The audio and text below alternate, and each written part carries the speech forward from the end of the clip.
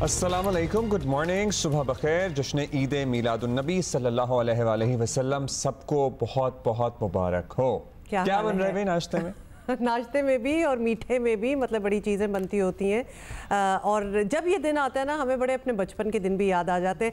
पे अब ज़िंदगी इतनी बिजी हो जाती है और आप आगे बढ़ जाते हैं, लेकिन अदरवाइज़ बड़ा ही खूबसूरत तरीके से ये मनाया जाता था। इनफैक्ट ये चरागा और मुल्क भर में जो हम रौनक देख रहे हैं वो तो हम कुछ दिनों से ही देख रहे हैं।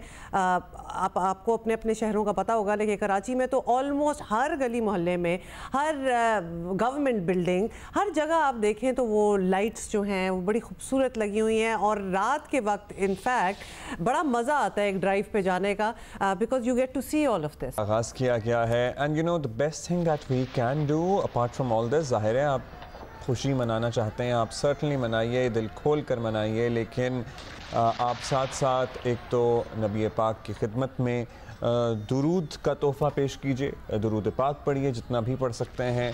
और दूसरा ये कि जो तालीमात हैं, जो लेसन्स ऑफ लाइफ हैं, जो ज़िंदगी गुजारने के तरीके हैं कि हमने ख़ुद किस तरह रहना है, अपने घर वालों के साथ क्या सलूक करना है, अपने महल्लेदारों के साथ क्या सलूक करना है, हमने रियासत को किस तरह होना चाहिए, किसी के क्या हुकूक़ हैं, किसके क्या फ़राइज़ हैं, ये तमाम चीज़ें हम अपनी ज़िंदगी में एक तजदीद अहद का ही दिन है ना, कि आपसे यही अर्ज़ है कि इस दिन की मुनासिबत से आप कुछ बयान कीजिए।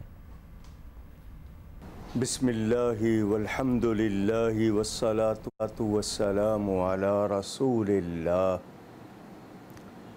कायनात बनाने वाला अल्लाह ताला है और वो ख़ुद फरमाता है कि अगर मैं अपने हबीब पाक सल्लल्लाहु अलैहि वसल्लम को ना बनाता तो अपना रब होना भी ज़ाहिर ना फरमाता, ना दुनिया को बनाता, ना आसमानों को। तो ये कायनात बनी है नबी पाक सल्लल्लाहु अलैहि वसल्लम की बदौलत। उन्हें बाइसे तख्लीक़ कायनात कहा जाता है।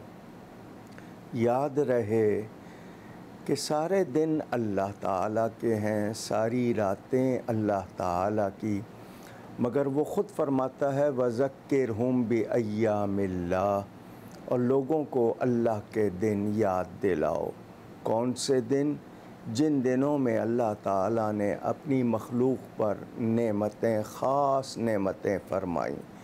कुछ लोगों को जो ईमान वाले नहीं हैं उनको समझ नहीं आती, उनकी खूबियों से लोग आगाह नहीं हैं या हसद करते हैं। याद रहे, हम सबको ये बात ज़हन नशीन रखनी चाहिए कि रसूल पाक सल्लल्लाहु अलैहि वसल्लम अल्लाह ताला की अता से कायनात की बेहतरीन हस्ती हैं और उनसे मोहब्बत हमारे ईमान का लाज़मी जुज़ है। हम जिस तरह से बताते हैं ना कोई चीज़ रेड ज़ोन, रेड लाइन, ये नबी पाक की इज़्ज़त, उनकी महब्बत, उनसे हमारा ताल्लुक़, ये रेड लाइन है। इसमें रंग, नस्ल, ज़ात, पात, इलाक़ा कोई तासुब नहीं है। सारे आप देखते हैं कि एक ही सफ़ में खड़े होते हैं, वो बादशाह हो या ग़ुलाम हो।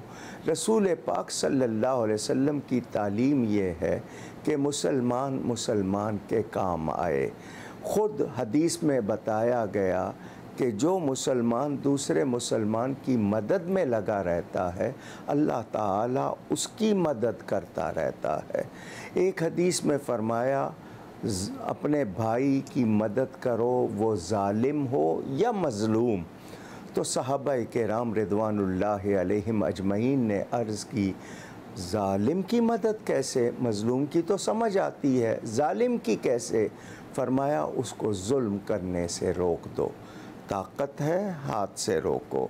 इतनी ताकत नहीं है तो ज़बान से उसके ख़िलाफ़ आवाज़ बुलंद करो, वरना कम अज़ कम दिल से बुरा जानो। आज 56 से ज़्यादा इस्लामी मुल्क हैं, मगर फ़लस्तीन में, गज़ा में, मकबूजा कश्मीर में जहाँ कहीं मुसलमानों पर जुल्म हो रहा है, पूरी उम्मत पर ये लाजिम है कि वो उनके साथ खड़े हों, जिस तरह भी उनकी मदद कर सकते हों करें, जिस तरह उनको अपना ताआवुन पहुंचा सकें पहुंचाएं, उनके लिए आवाज़ बुलंद करें, रैली निकालें, एहतजाज करें। आप सोशल मीडिया पे या अपनी जो भी आपकी सोर्सेज हैं उनके ज़रिए आवाज़ हक़ आवाज़ उठाएं और अपने अपने मुल्क में इस चीज़ के लिए लोगों को मुत्तहिद करें और बताएं कि आज अगर उन पर तकलीफ़ है कल हम पर आ सकती है। हमें अपने मज़लूम मुसलमानों की मदद करनी चाहिए। किस तरह? अब उसके लिए हमारे पास अपने माहौल के मुताबिक जितने वसाइल हैं उनको बरूए कार लाना चाहिए। शुक्रिया आपका। अलामा कौकब नूरानी उकाड़वी साहब हमारे साथ मौजूद थे। हम क्या कर सकते हैं, आज के दौर के तकाज़े क्या हैं, जो दुनिया में माहौल है, इस्लामोफोबिया है, फिर गज़ा के मुसलमानों की सूरत हाल है। वैसे आज के दिन के मुनासबत से भी और हवाले से भी एक दफ़ा फिर से एक आप गौर करने पर मजबूर हो जाते हैं। नॉट दैट ये हमें चीज़ें भूल जाती हैं, लेकिन जो कश्मीर में हो रहा है और फिर वही एक डुप्लीकेट जो इस वक्त गज़ा में हो रहा है, तो दिल टूट जाता है और उससे कई गुना ज़्यादा। हाँ, और एक दिल से दुआ निकलती है कि ये सारे इश्यूज़ जो हैं ये अब इतना अरसा हो चुका है कि अब रिजॉल्व हो जाने चाहिए। अच्छा, एक हम अपने मुल्क की ही बात कर लें की सूरत हाल ज़रा आपको बताएंगे कि क्या एक्टिविटीज़ आज के दिन के लिए प्लान्ड हैं। और कराची और लाहौर चलेंगे। सबसे पहले कराची से उम्मे फरवा नहीं, कराची से काशिफ मुश्ताक होंगे, लाहौर से उम्मे फरवा होती है हमेशा लाहौर से। अच्छा, उम्मे फरवा से पहले मैं ये ज़रूर पूछना चाहूँगी, क्योंकि पूरे पंजाब में उम्मे फरवा अगर देखा जाए कोई 2500 मिलाद के जो प्रोसेशंस हैं, जुलूस हैं, वो निकलेंगे। पूरे पंजाब की हम बात कर रहे हैं। ऑब्वियसली सिक्योरिटी तो बहुत ज़्यादा टाइट की होगी, ट्रैफिक अरेंजमेंट्स बहुत की होंगी, उसके हवाले से कोई बैकग्राउंड दें। जी बिल्कुल हुमा, इस तरह से है कि आज चूँकि ईद मिलादुन्नबी है, तो पहले तो आपको पता है कि पूरे मुल्क के ऐसे कोई ऐसा शहर नहीं होगा जिसे दुल्हन की तरह सजाया ना गया। और बरकी कुंक में आपको मसाजिद में, अहम मकामात पे, सड़कों पे, शाहराओं में, गलियों में आपको खूबसूरती जो है हर जगह नज़र आ रही है, क्योंकि इस ईद को बहुत भरपूर तरीके से अकीदत और एहतराम के साथ मनाया जा रहा है। अब इस टाइम पर मैं रेलवे स्टेशन में लाहौर पर ही मौजूद हूँ और यहाँ पर सालाना ये जुलूस निकलता है और यहाँ पर बाकायदा छोटे छोटे बच्चे जो है वो मार्शल आर्ट का परफॉर्म करते हैं, बैंड जो है वो मुख्तलिफ धुनें बजाते हैं, उसके साथ साथ नातिया कलाम जो है वो भी इसमें अपने धुन की शक्ल में जो है वो पेश करते हैं। इसके अलावा यहाँ से ये जुलूस निकलेगा और इसके साथ साथ जो है दोपहर के टाइम पे भी 1:30 बजे एक जुलूस निकलेगा, इसी तरह से 4 बजे एक जुलूस निकलेगा। तो मुख्तलिफ ये जुलूस निकलते हैं और ये हर साल निकलते हैं और यहाँ से होते हुए दाता दरबार जाते हैं और फिर जो इनका मुकर्रर जगह होती है वहाँ पर जाके इख्तिताम पजीर होते हैं। लेकिन सारा दिन जो है ये जुलूसों का सिलसिला जो है रैलियों की शक्ल में निकलता रहता है और दरूद पढ़ते हुए ये सारे जाते हैं। और इसके साथ साथ जो है जो महफिल है, ख़ास तौर पर महफिलें मुनक्कद की जाती हैं इस दिन के हवाले से। और इसके साथ साथ ना सिर्फ आज सुबह ही से हम देखते आ रहे हैं कि मसाजिद में मेलाद जो है उसका इनकाद किया गया है, मुल्क कौम की सलामती के लिए दुआएं की गई हैं। तो इसी तरह से घरों के अंदर, मसाजिद के अंदर, मार्केट्स में, बाज़ारों के अंदर ये ख़ास तौर पर मेलाद का इनकाद जो है वो किया जा रहा है। तो इस तरीके से जहाँ जहाँ ये इवेंट्स हो रहे हैं वहाँ पर सिक्योरिटी के ख़ास तर इंतजाम किए गए हैं और जो लोग भी यहाँ पर आ रहे हैं उन रास्तों को बंद किया जा रहा है, लोगों की चेकिंग की जा रही है और उसके बाद ही लोगों को इजाज़त दी जा रही है कि वो इन मकामात पर जहाँ रैलियाँ निकल रही हैं, ख़ास तौर पे जो बड़ी तादाद में रैली है उसमें लोगों को शामिल किया जा सके। और लोग जो है यहाँ पर देखने में जो आ रहा है भरपूर देखने जोशो खरोश जो है, बच्चों की खास कर तैयारी होती है आज के दिन की मुनासिबत फरवा ने जो ये मार्शल आर्ट्स वाली बात की है ना, तो ये तो एक नई एडिशन लग रही है उम्मे फरवा। ये होता है अब मतलब Lahore railway station used to be a very important attraction Eid Miladunnabi पे, and as far as I remember Umme Farwa एक model train Lahore railway station की जो बाहर की दीवार है, जो इसका फसाड है बिल्डिंग का, उसके ऊपर चला करती थी। वो छोटी सी मॉडल ट्रेन क्या अब भी होती है या अब बस बाकी चीज़ें ही बची हैं? नहीं, बिल्कुल भी नहीं अब्दुल्ला। जो हमने अपने बचपन में रेलवे स्टेशन एक ख़ास जगह होती थी जिसपे एक छोटा सा मॉडल ट्रेन का होता था जो चलाया जाता था और वो अपनी खूबसूरती में अपनी आप मिसाल होता था। अब वो चीज़ तो नहीं रही, लेकिन ये है कि जो बरकी कुमकुमे हैं आज भी रेलवे स्टेशन के ऊपर लगाए जाते हैं, वो चीज़ें तो नहीं हैं। वो चीज़ें चलें अभी हैं, लेकिन वो मुझे एकदम से फ्लैशबैक हुआ वो लाहौर रेलवे स्टेशन के पास चलते हैं। काशिफ कराची में हमारा इंतजार कर रहे हैं। काशिफ, लाहौर का तो हमें हाल पता चला है, बड़े एक्साइटिंग माहौल है एक्चुअली आज के दिन के हवाले से, और बड़ी अरेंजमेंट्स वगैरह भी हैं, बहुत कुछ हो रहा है। कराची का बताएं, what's happening here? Huma, Eid Miladunnabi सल्लल्लाहु अलैहि वसल्लम के हवाले से कराची में भी भरपूर इंतजामात जो हैं वो किए गए हैं। हम इस वक्त नुमाइश चौरंगी पर मौजूद हैं और रात गए तक यहाँ इतनी ज़्यादा रश थी, चूँकि यहाँ अजवा खजूर जो है वो तकसीम की जा रही थी, साथ साथ गिलाफ़े काबा की ज़ियारत भी की जा रही थी। तो शहर भर से जो लोग थे वो इसी स्पॉट पर पहुँच रहे थे और यहाँ भरपूर तरीके से जो है वो एक सेलिब्रेशन का समा था। अब जो है वो यहाँ जो सिक्योरिटी है उसको हतमी शक्ल दी जा रही है, चूँकि मरकज़ी जुलूस जो है वो इसी इशारे से आगे बढ़ेगा। सिविल अस्पताल से जो मरकज़ी जुलूस है उसके करीब से वो आगे आएगा और एम ए जिन्ना रोड से होता हुआ नुमाइश चौरंगी पर इख्तिताम पजीर होगा। इस वक्त यहाँ कंडीशन ये है कि तमाम तर एतराफ़ की जो सड़कें हैं उन्हें बंद करना शुरू कर दिया गया है, जो दुकानें हैं उन्हें सील किया जा रहा है। जो एम ए जिन्ना रोड है, जब जुलूस का वक्त करीब होगा तो इसे मुकम्मल तौर पर सील कर दिया जाएगा। सिक्योरिटी इंतजाम ये किए गए हैं कि 4000 से ज़ायद पुलिस एहलकार जो हैं वो मरकज़ी जुलूस के लिए, जबकि शहर भर में मुख्तलिफ जो छोटे बड़े जुलूस या जो महफिल होंगी उस हवाले से जो है वो सिक्योरिटी इंतजाम भी किए गए हैं। हमारी इस हवाले से IG सिंध गुलाम नबी मेमन से बात हुई, उनकी जानिब से बताया गया कि ना सिर्फ यहाँ बल्कि सूबे भर में इसी तरह की कंडीशन है और तमाम तर जो इलाके हैं या मेन सड़कें हैं जहाँ से जुलूस बरामद होंगे वहाँ सिक्योरिटी को हाई अलर्ट रखा गया है। साथ साथ ये भी बताएं कि जब जुलूस अपने मुकर्रर रास्तों से होता हुआ यहाँ तक पहुँचेगा तो BD की जो टीम है उसे भी जो है एक्टिव किया गया है और उसे भी कहा गया है कि तमाम तर सड़कों की स्वीपिंग भी की जाएगी। ट्रैफिक के हवाले से अगर बात करें तो ट्रैफिक पुलिस की जानिब से बताया गया है कि मुतबादिल रास्ते के लिए एक रूट प्लान मुरतब कर दिया गया है।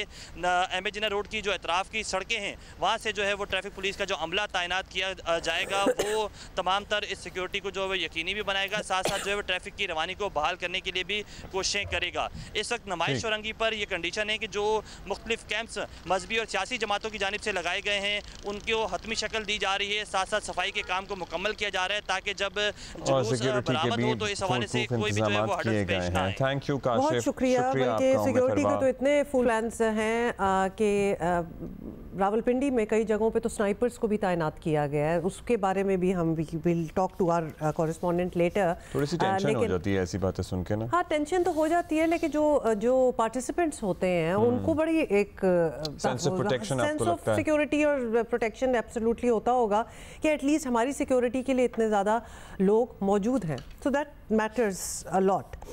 अच्छा, since we are talking about security, तो कुछ चीज़ें जो हैं वो बिल्कुल ही आप इमेजिन नहीं कर सकते कि किस किस चीज़ों को जो उसका इस्तेमाल भी नहीं है उसके लिए उनको इस्तेमाल किया जा रहा है। जैसे कि आपको बताएं कि पाकिस्तान में दहशतगर्दी की कार्रवाइयों में PUBG गेम का इस्तेमाल, सोचें, PUBG गेम का इस्तेमाल हो रहा है और ये बता रहा है कि डिजिटल सिक्योरिटी मुल्की सलामती के लिए कितनी नागुज़ीर हो गई है। रियासती इदारे डिजिटल दहशतगर्दी की रोकथाम के लिए कोशिशें कर रहे हैं। लोग मुख्तलिफ स्कीम का शिकार भी हो रहे हैं और इंटरनेट सार्फिन के हकूक़ का तहफ़्फ़ुज़, डिजिटल सिक्योरिटी के दरमियान तवाज़ुन रखना बज़ाते ख़ुद एक बहुत बड़ा चैलेंज बन चुका है।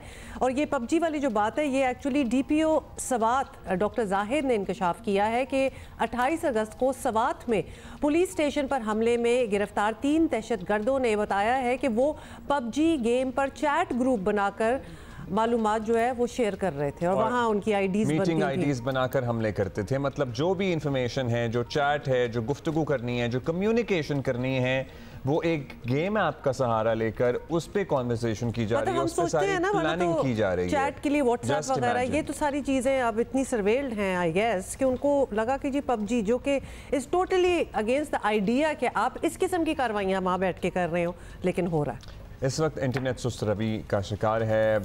सब कुछ मुतासर भी होता है इससे सर्टनली, चाहे वो आईटी का कारोबार हो या अदरवाइज ऑनलाइन सेलिंग परचेजिंग हो। इंटरनेट सर्विस प्रोवाइडर्स के पास कुछ ऐसी तजावीज़ हैं जिसके ज़रिए डिजिटल सिक्योरिटीज़ पर किसी किस्म का समझौता किए बगैर इंटरनेट सर्विस को बेहतर किया जा सकता है। अच्छा, तो इसी ये पे हम पहले ही दिन से बात कर रहे हैं, इस पे हमने बात भी करनी है और हमने इनवाइट की है शहजाद अरशद साहब जो कि चेयरमैन हैं wireless and internet services providers association of Pakistan. Shahzad साहब, बहुत शुक्रिया, आपने टाइम निकाला हमारे लिए। अब जो कुछ हम आए दिन देख रहे हैं इसमें अब कोई शक नहीं रहा कि पाकिस्तान को एक अच्छे डिजिटल सिक्योरिटी नेट की ज़रूरत तो एब्सोल्युटली है। पहले तो ये बताएं, आप ये फील करते हैं या फिर ये आपको लगता है आइसोलेटेड इंसिडेंट्स हैं एक दो? जी बिल्कुल ऐसा ही है। पाकिस्तान में दिन ब दिन आपको जैसे कि स्कैम्स और ऑनलाइन रॉबरीज और ये इस तरह की जो एक्टिविटीज़ हो रही हैं और लोगों के साथ जो ऑनलाइन फ्रॉड्स हो रहे हैं, उस हवाले से अगर देखा जाए तो वाकई पाकिस्तान को जो है वो एक अच्छे सिक्योरिटी नेटवर्क की ज़रूरत तो ज़रूर है। और तमाम बैनुल-अक़वामी आप जो एरियाज़ देख लें, पूरी दुनिया में देखें तो तमाम गवर्नमेंट्स जो है इस तरह की एक्टिविटीज़ जो है वो ज़रूर परफॉर्म करती हैं ताकि उनकी आवाम को सिक्योर रखा जा सके। शहजाद साहब, डिजिटल सिक्योरिटी में इंटरनेट सर्विस प्रोवाइडर्स का किरदार शायद सबसे सर्टनली अहम होगा, हमें तो ये लगता है। बतौर स्टेक होल्डर्स आपकी ये राय सामने आई है कि हुकूमत को जो भी करना है आपके ताउन से करे। सो क्या कोई इस सिलसिले में रब्ता किया गया है आप में से किसी से, या क्या ताउन आप लोग कर सकते हैं? ऐसा ही है कि देखें, अब गवर्नमेंट जो अपने लेवल पे काम कर रही होती है, बेसिकली लोगों तक पहुंचाना तो आईएसपीज ने होता है, डायरेक्ट गवर्नमेंट तो लोगों के घरों तक नहीं जाती। तो क्योंकि हम लोग बीच में एक मेन स्टेक होल्डर्स होते हैं, तो उस हवाले से अगर देखा जाए तो अगर कुछ चीज़ें जो है वो आईएसपीज को कॉन्फिडेंस में लेके गवर्नमेंट करती है तो वो एक तो आसानी भी हो जाएगी आईएसपीज के लिए, और वो गवर्नमेंट को जो ग्राउंड रियलिटीज़ हैं उन तक भी एक्सेस हो जाएगी कि असल में आवाम को प्रॉब्लम्स कहाँ पे रही हैं, ताकि वो जो भी पॉलिसी इम्प्लीमेंटेशन करते हैं या जो भी फायरवॉल और जो भी इस तरह की एक्टिविटीज़ होती हैं उसमें वो गवर्नमेंट जो है उसके मुताबिक अपनी पॉलिसी और जो परफॉर्मेंस है वो उसको कर सकेंगे, और जो भी एक्टिविटी करना चाहते हैं उसको वो इम्प्लीमेंट कर सकेंगे। तो अगर आईएसपी इसको बीच में शामिल करते हैं तो सबसे बेहतर चीज़। अच्छा, आप ये भी बताएं आखिर में कि पीटीए की जानिब से जो बताया गया था कि अक्टूबर के पहले हफ्ते में इंटरनेट की अच्छी वाली स्पीड जो है वो बहाल हो जाएगी, जो पहले होती भी थी, क्या ऐसा होता नज़र आ रहा है आपको? और इसलिए बता दें कि अवाम बड़ी इंतज़ार में बैठी है, उम्मीद लगाए बैठी है, तो आपको लग रहा है कि ये हो जाएगा? उम्मीद तो वो शायर ने भी कहा है ना कि उम्मीद तो आप जैसी मर्जी रख लें, लेकिन देखें इसमें काफ़ी सारी टेक्निकल चीज़ें जो हैं अकॉर्डिंग टू गवर्नमेंट जो है वो इन्वॉल्व है। फॉर एग्जांपल फाइबर कट्स हैं, और फाइबर कट्स भी वो कोई 2-4 हफ्ते की नहीं है, वो जून से चल रहे हैं। और अगर तो कोई इस तरह की गवर्नमेंट को एक टाइमलाइन गवर्नमेंट ने दी हुई है या गवर्नमेंट को कंपनीज ने दी हुई है तो बड़ी अच्छी बात है। लेकिन फिर वही बात है कि हम लोग, जिस तरह आपने रिसेंटली वो आर्टिकल भी मेरा पढ़ा होगा, कि हम लोग जो है वो चंद फाइबर ऑप्टिक्स के ऊपर डिपेंडेंट हैं। हमें इसके लिए कोई अच्छी पॉलिसी बनाने की ज़रूरत है कि किसी भी सूरत में अगर कोई इंटरनेट के हवाले से, फाइबर्स के हवाले से मुल्क के ऊपर कोई प्रॉब्लम आती है तो हमारे पास उसके अल्टरनेट्स भी होना बहुत ज़रूरी है। तो उम्मीद तो बिल्कुल रखी जा सकती है और उम्मीद रखनी भी चाहिए और इंशाल्लाह बेहतर होगा। बहुत शुक्रिया शहजाद अरशद साहब आपका। तो हमें जो लोग देख रहे हैं उन्हें कहेंगे उम्मीद करते रहे, इंशाल्लाह कुछ ना कुछ हो जाएगा। दुनिया कायम है। अच्छा, वो जो संडे को सारा शोडाउन हो रहा था और फिर वो कल भी थोड़ा सा चला, लेकिन उसके बाद लगता है कि अब जरा बात बैठ गई है, झाग जैसे होती है थोड़ी सी बैठ गई है। हाँ, झाग बैठ गई है और सारे मतलब हुकूमत को बातें सुना रहे हैं, अपने इत्तेहादी हों। फैसल वोडा कह रहे थे निकम्मे नाहल, फैसल वोडा तो मतलब ताने तिश्नों पे बात आ गई है मेरा ख्याल है। हुकूमत की जानिब से तैयार करदा आईनी तरामीम की मंजूरी का फौरी इम्कान अब ख़त्म हो गया है। तमाम तर कोशिशों के बावजूद हुकूमत असम्बली में तरामीम पेश करने में नाकाम रही है। हकीकत तो यही है। और वो संडे को जो हंगामा बपा हुआ था हफ्ते इतवार को, वो क्यों था वैसे? वो क्यों था जब आपकी अपनी ही तैयारी पूरी नहीं थी? JUI के सरबरा मौलाना फजलुर रहमान को मनाने की हर कोशिश बेकार गई। मौलाना ने ऐसी ना की है जो हमें बदल कर नहीं दे रही है। आखिरकार हुकूमत को नदामत का तासुर लिए कल इजलास मुलतवी करना पड़ा और कल भी वज़ीर आज़म शहबाज शरीफ और पीपल्स पार्टी के रहनुमा मौलाना फजलुर रहमान को मनाने की तगोदौ करते रहे।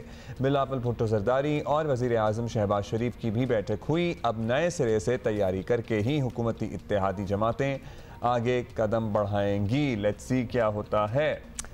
अब क्या कह सकते हैं, मतलब आगे क्या होगा ये तो देखना ही पड़ेगा। अब दिन नहीं शायद इस काम में, हाँ हफ्ते या मे बी कुछ टाइम तो लगेगा। हुकूमती नाकामी में अपोजिशन ने तो जो किरदार अदा किया सो किया, खुद हुकूमत की अपनी हिकमत अमली भी इसके गले आ गई और इतना बड़ा आइनी पैकेज तैयार किया गया, मगर इसे किसी अहम राज की तरह छुपाने की, ऑब्वियसली जो छुपाया जा रहा था ना, और ख़ास तौर पे आई थिंक सबसे ज़्यादा चीज़ जो अर्क कर रही थी बाकियों को कि हमसे शेयर तो करो, हमसे बात तो करो, तो फिर ऑब्वियसली कोई, चले ये देख लें।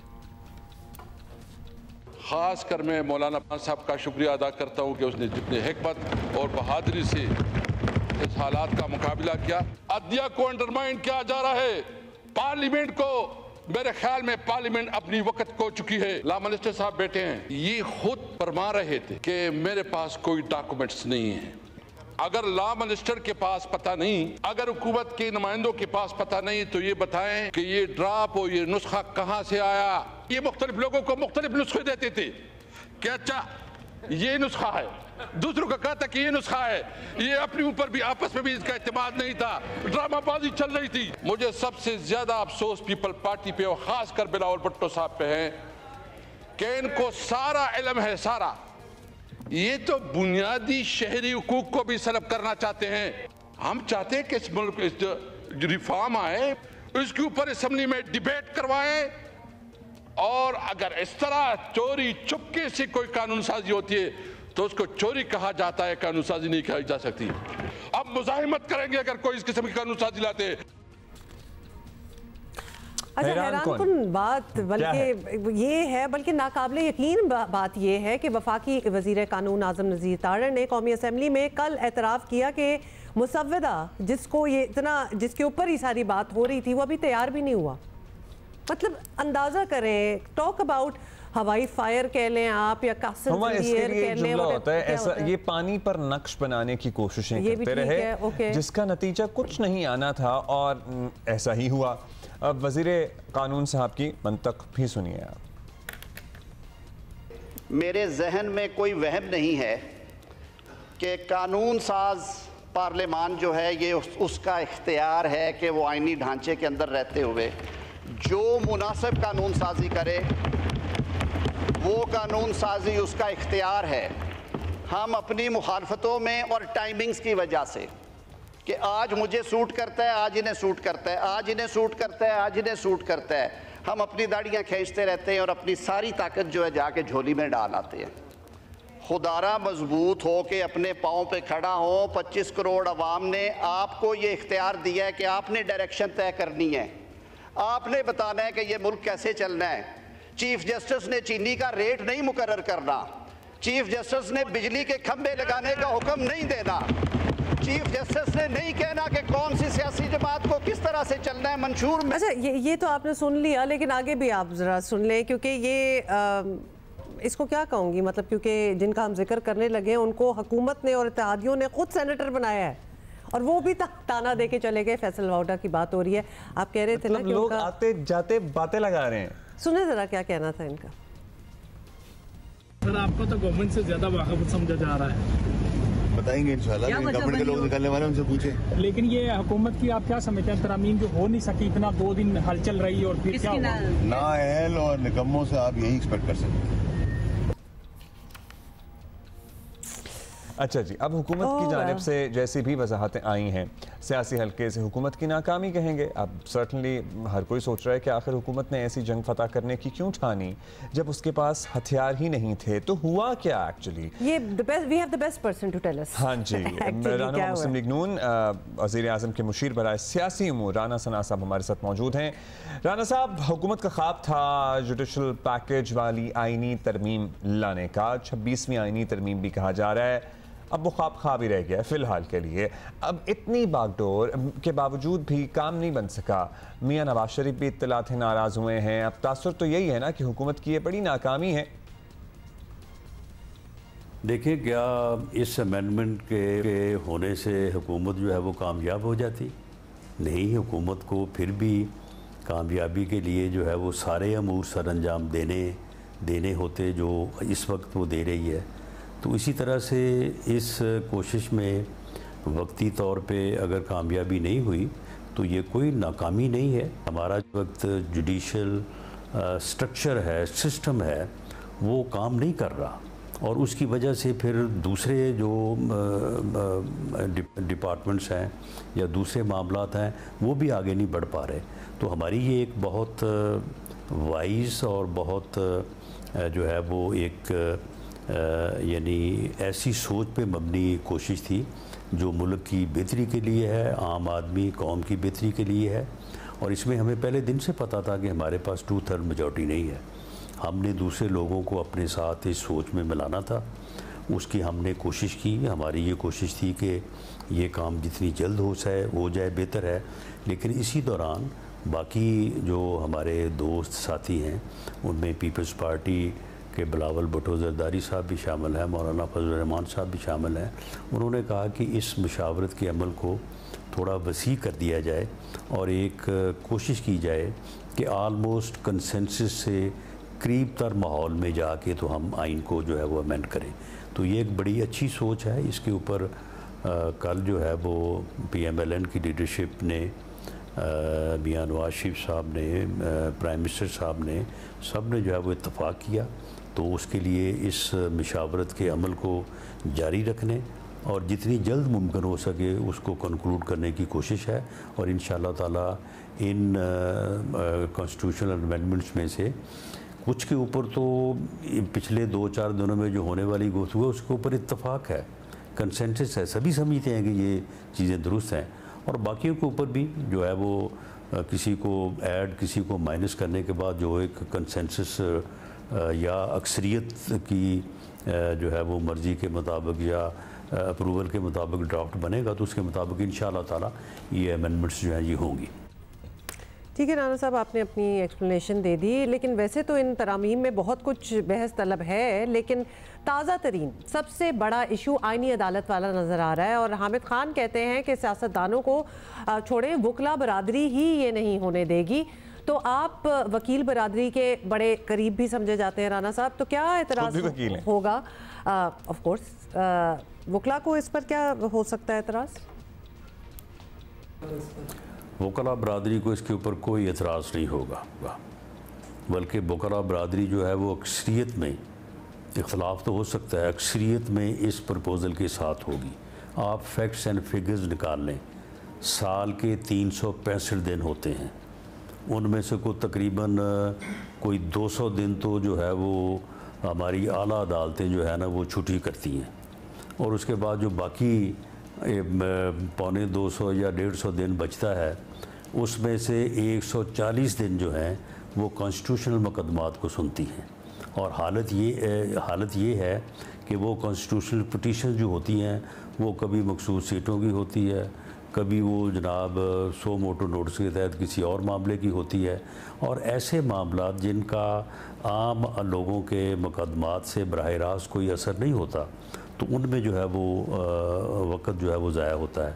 और जो आम लोगों के मुकदमात है जो बुनियादी तौर पे लोगों को इंसाफ फराहम करने के मुतल्लिक़ मामलात हैं, वहाँ पे हालत ये है कि 25-25 साल बाद जो है वो फैसले सामने आते हैं। ये पिछले दिनों की बात है कि कोई मुलज़िम जो है वो कोई 25 साल बाद बरी हुआ है और वो उसे अपनी पूरी सज़ा पूरी किए जो है वो रिहा हुए भी जो है वो 4-5 साल हो गए थे।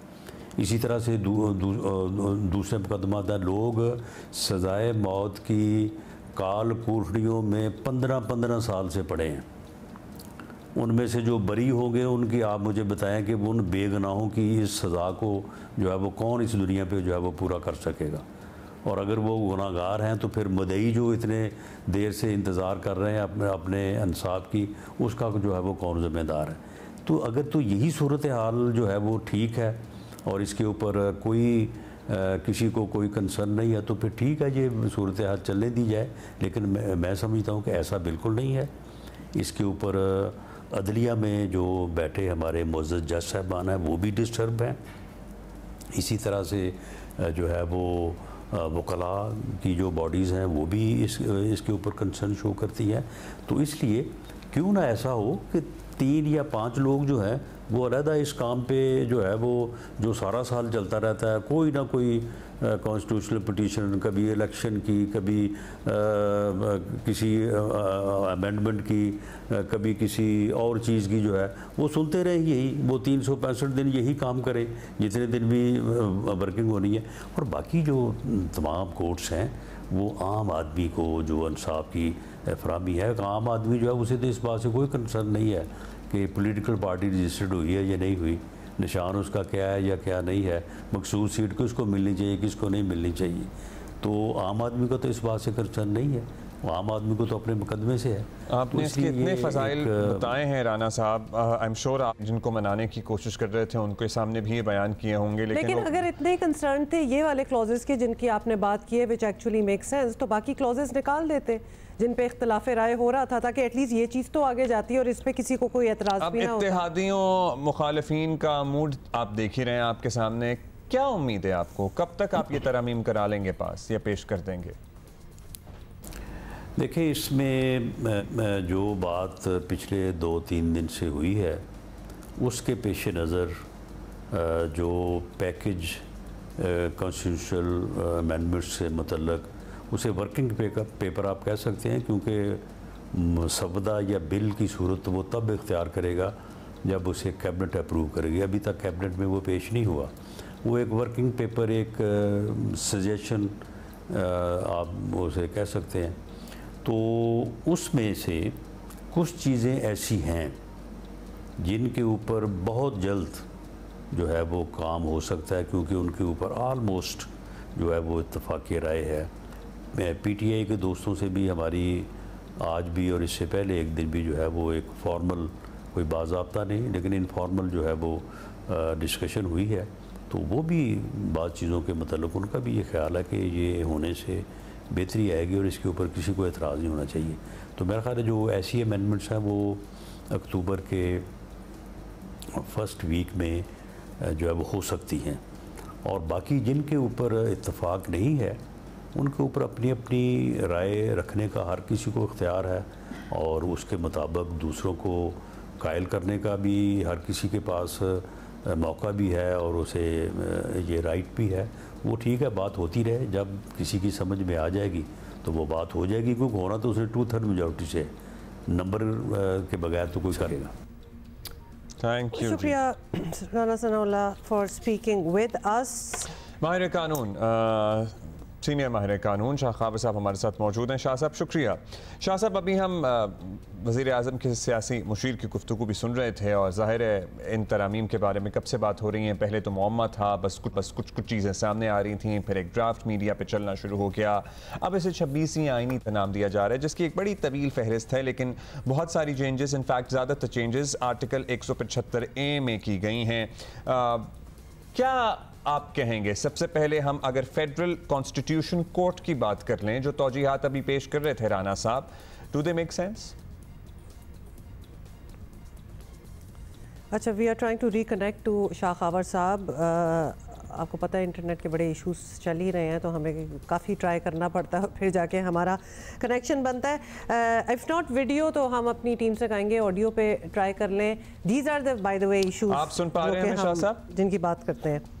जी, मैं आपको सुन रहा हूँ जी, बिल्कुल जी। शाह साहब, अभी बड़ी गुफ्तगू हमारी चल रही थी राना सना साहब से भी, और वो फ़वाइद बता रहे थे कि क्या क्या चेंजेस होंगी और उससे क्या फ़वाइद हासिल होंगे। हमारा जुडिशल सिस्टम है उसमें बहुत सारी चेंजेस की ज़रूरत है, जिनमें से कुछ बातें सर्टनली दे मेक सेंस, लेकिन हम आपकी राय जानना चाहते हैं। और उनका ये भी मानना था कि ज़्यादातर वकला की जो अक्सरियत है वो इन तरमीम के साथ होगी। फेडरल कॉन्स्टिट्यूशन कोर्ट की इस वक्त पाकिस्तान में कितनी ज़रूरत है आपके ख्याल में? देखिए, मैं भी राना सनाउल्लाह साहब की बात सुन रहा था और उन्होंने कुछ चीज़ों की तरफ ठीक निशानदही की कि अदलिया का जो हमारा मौजूदा आईनी स्ट्रक्चर है उसमें बहुत सारी तब्दीलियों की ज़रूरत है। लेकिन सवाल ये उठता है कि जो आप अभी फरमा रहे हैं कि हम जो है इस पे इत्तेफाक राय जो है वो अभी कायम करने की कोशिश कर रहे हैं, तमाम स्टेक होल्डर्स को हम ऑन बोर्ड लेंगे, उसमें पीटीआई को भी लेंगे और बाकी तमाम लोगों से भी मुशावरत करेंगे और किसी एक मुसद्दे के ऊपर जो है अब इत्तेफाक राय आएगा तो फिर हम इसको आईनी तरमीम की शक्ल में जो इंट्रोड्यूस करेंगे। तो ये जो आप 2-3 दिन जो करते रहे बड़ी माजरत के साथ, ये क्या था? क्या आपने कौमी असम्बली और सेनेट के जो मेंबरान थे उनको स्टैंड बाय नहीं रखा हुआ था 2 दिन, और उसमें मुख्तलिफ जो है औकात आप मुकर्रर कर रहे थे कि कौमी असम्बली का इजलास 10 बजे होगा, फिर आया कि वो 12 बजे होगा, सेनेट का 4 बजे होगा, रात 8 बजे होगा, 12 बजे होगा। और जो वफूद हैं, क्या गवर्नमेंट के, क्या पीटीआई के, वो मौलाना फजलुर रहमान साहब के हम लाइव देखते रहे कि वो उनके घर चक्कर लगाते रहे और उनको मनाने की कोशिश करते रहे, पीटीआई उनको अपनी तरफ कायल करने की कोशिश करती रही, हुकूमत और उनके इत्तेहादी उनको दूसरे एंगल से। लेकिन एंड क्या हुआ कि 2 दिन की एक हैजानी कैफियत के बाद जो है फाइनली आपने लेट नाइट ये कंक्लूड किया कि हम जो है कौमी असम्बली और सेनेट का इजलास जो है उसको हम और गैर मुअय्यना मुद्दत के लिए, और उसके बाद जो आपको हजीमत का सामना करना पड़ा, तो क्या बेहतर नहीं था कि ये तमाम चीजें पहले आप होमवर्क कर लेते, एक आईनी तरामीमी जो पैकेज है या उसका मुसद्दा है उसको मुश्तहर कर देते, उसको बार एसोसिएशंस भी देख लेती, उसको इंटेलिजेंशिया भी देख लेता, उस पर अपनी राय जारी करता, और उसके बाद आपको वो 2 दिन जो आपने एक सस्पेंस क्रिएट रखा, तो उससे तो कम से कम लोग जो हैं वो उसका सामना ना करते। तो अभी भी मैं समझता हूँ कि अगर अकल आ जाए और ये साहिब राय इनके सामने आए कि आप इनको प्रॉपर जो एक तरीक़ाकार है पार्लिमानी, उसको अगर आप अडॉप्ट करते हुए तरामीम लाना चाहते हैं तो उस पर पहले कंसेंसस डेवलप करें। जी सर्टनली, और ज़ाहिर है कुछ छोटी मोटी तरामीम तो है नहीं है, दे आर डिटेल्ड और इसके इम्पैक्ट होंगे, और सर्टनली इसमें कानूनदानों का, इंटेलिजेंशिया का, माहिर कानून का साथ होना बड़ा ज़रूरी है। इसमें एक चीज़ भी है, जिस तरह राना साहब अभी एक्सप्लेन भी कर रहे थे, बड़ी अच्छी इसमें कुछ अमेंडमेंट्स भी हैं जो कि शायद they would be welcome as well. अगर इस पे बात हो जाती, अगर सारों को इन कॉन्फिडेंस ले लेते, कुछ देर पहले ले लेते, इस पे पूरी डिबेट होती, तो कुछ चीज़ों को माइनस करके भी तो इस पैकेज को लाया जा सकता था, अगर इतनी ऑनेस्ट इंटेंशंस थी हुकूमत की। जी हुमा, बिल्कुल आप दुरुस्त फरमा रही है। देखिए बात यह है कि कुछ चीज़ों की ज़रूरत है, मसलन मैं उसकी निशानदेही कर देता हूं। जी प्लीज।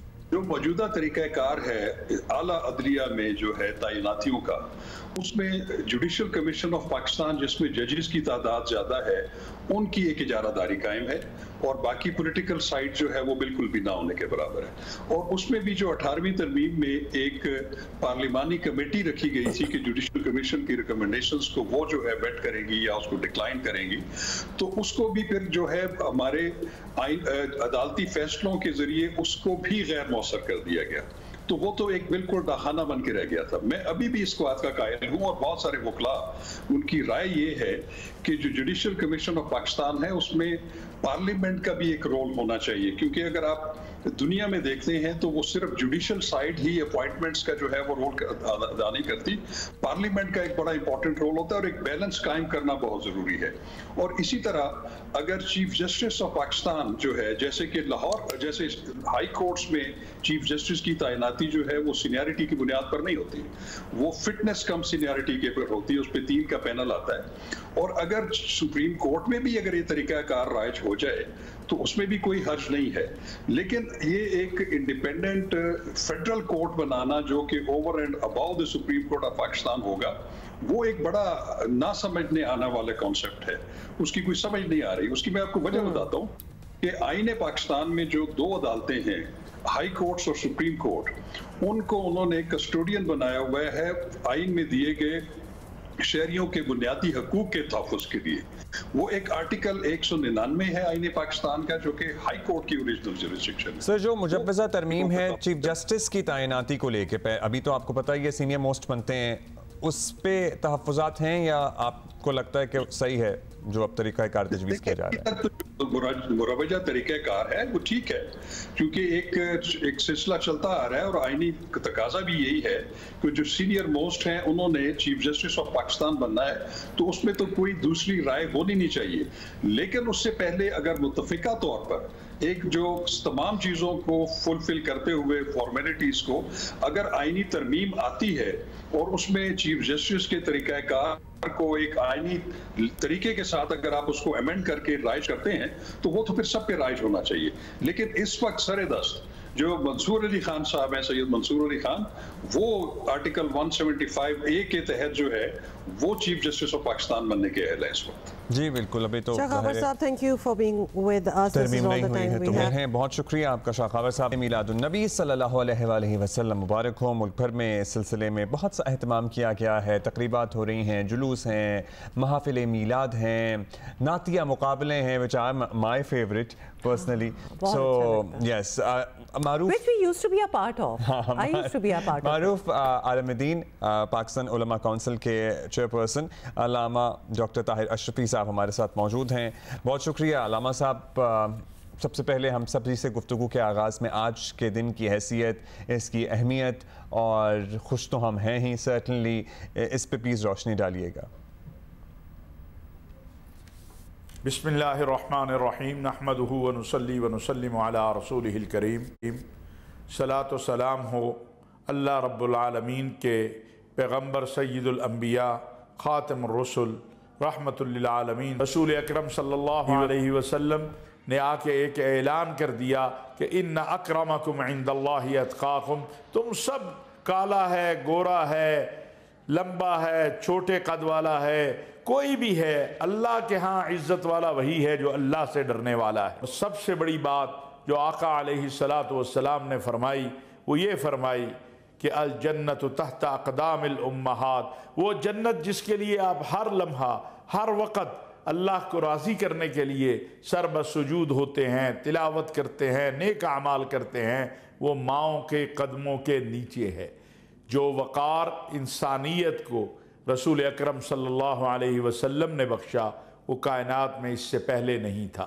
आका अलैहिस्सलातु वस्सलाम का ये फरमान हमेशा हमारे सामने रहना चाहिए कि मुसलमान तो वो है जिसकी ज़ुबान और हाथ से दूसरा इंसान और दूसरा मुसलमान महफूज रहे। आज अगर हम देखते हैं तो सबसे बड़ा मामला जो हमारे मुआशरे में या दुनिया में है वो ये है कि बग़ैर सोचे समझे दूसरों के हकूक़ को गस्ब कर लेना, बग़ैर सोचे समझे तोहमत लगा देना, इल्ज़ाम लगा देना, किसी को भी बग़ैर किसी दलील के मुजरम करार दे देना, जिससे मेरे आका अलैहिस्सलातु वस्सलाम ने मना फरमाया है। इंसानियत की बका और सलामती को अमन, मोहब्बत, रवादारी और प्यार से मरबूत किया है, और यही आज के दिन का पैगाम है। अल्लामा साहब, बड़ी खूबसूरत वैसे आपने बातें की हैं, लेकिन वैसे तो नबी पाक की ज़ात का हर पहलू हमारे सीखने अमल करने के लिए राह दिखाता है, लेकिन आजकल जो हालात हैं, क्या ऐसी चीज़ है, बल्कि हम आपसे पूछेंगे जिस पर हम अमल करें तो सबके लिए आसानियाँ पैदा हो सकती हैं? देखिए, रसूल अकरम सल्लल्लाहु अलैहि वसल्लम ने तो मोहब्बत दी है उन लोगों को जिन्होंने आका अलैहिस्सलातु वस्सलाम को पर पत्थर मारे, नाऊज़ु बिल्लाह, आका अलैहिस्सलातु वस्सलाम के बारे में नज़ेबा कलिमात कहे। आपने क्या दुआ फरमाई? आपने फरमाया अल्लाहुम्मा हदी कौमी फ़इन्नहुम ला यअलमून। उनकी निस्बत अपनी तरफ कर ली। मालूम था कि अल्लाह रब्बुल इज़्ज़त को गुस्सा आया है, अल्लाह गज़ब की हालत में है। कहा या अल्लाह ये मेरे अपने हैं, ये मेरे हैं, ये जानते नहीं हैं।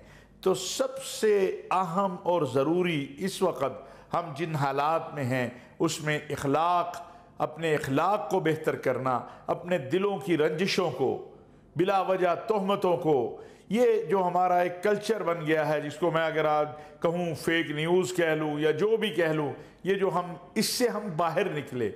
हम इस्लाम सलामती, इस्लाम का आगाज़ कोई भी, आप सल्लल्लाहु अलैहि वसल्लम ने फरमाया जब आप किसी अजनबी को भी देखते हो तो उसे भी कहो अस्सलामु अलैकुम, सलामती। तो सलामती का पैगाम है, और सलामती के पैगाम में यही है कि मैं अपना हक़ छोड़ूँ ना और किसी के हक़ को छेड़ूँ ना।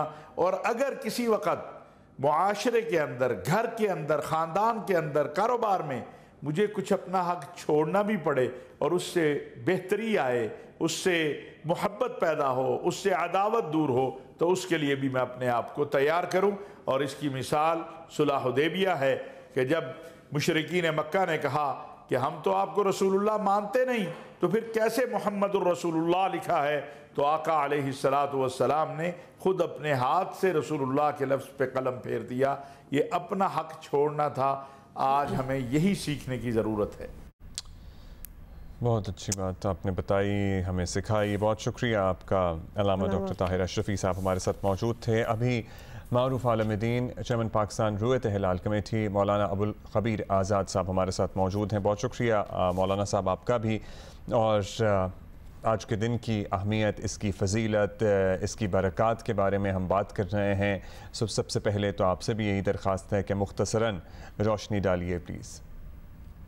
बिस्मिल्लाहिर्रहमानिर्रहीम। यकीनन आज का दिन बहुत अजीम दिन है और इस दिन में सरकार दो आलम, मोहसिन कायनात, मोहसिन इंसानियत हज़रत मुहम्मदुर रसूलुल्लाह सल्लल्लाहु अलैहि वसल्लम दुनिया में तशरीफ़ लाए।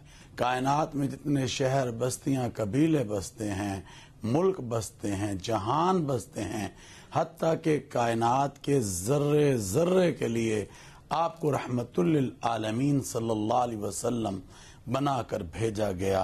आपकी वलादत बासआदत का आज बड़ा ही अजीम दिन है जिसको हम सब मना रहे हैं और सेलिब्रेट कर रहे हैं।